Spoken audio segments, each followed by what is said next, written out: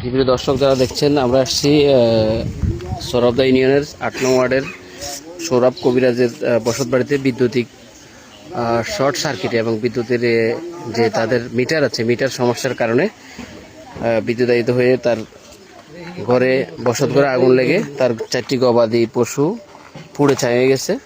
এটা দেখার জন্য আসছি। সকালবেলা অনেক রাজনৈতিক ব্যক্তিবর্গ আসছে, আমরা ওনাদের সাথে একটু কথা বলবো। আসলে এখন আমাদের মাঝে আছেন জাকির হোসেন সৈকত ভাই। ভাই, আপনি এই বিষয়টাতে পল্লী বিদ্যুৎকে কি বলবেন, যে তাদের এই নেগলেন্সির কারণে এটা হচ্ছে, এটার জন্য আপনি কি বলবেন?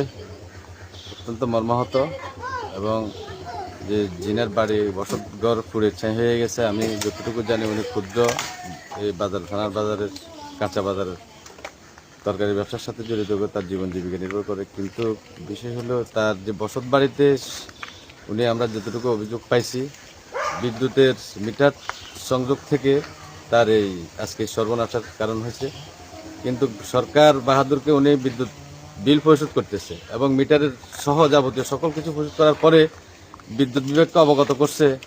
এই বক্তব্যকে আজকে যিনি আমি বলবো সর্বশান্ত হয়ে গেছে। উনি যে একেবারে নিতান্ত সাধারণ একজন মানুষ।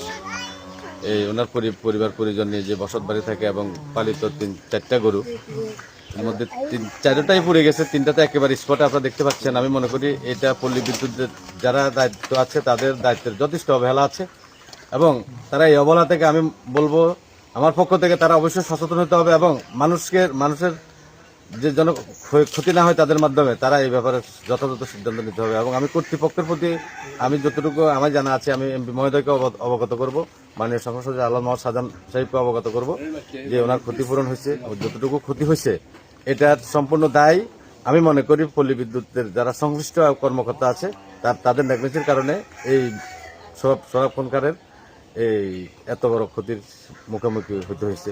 ধন্যবাদ সবাইকে।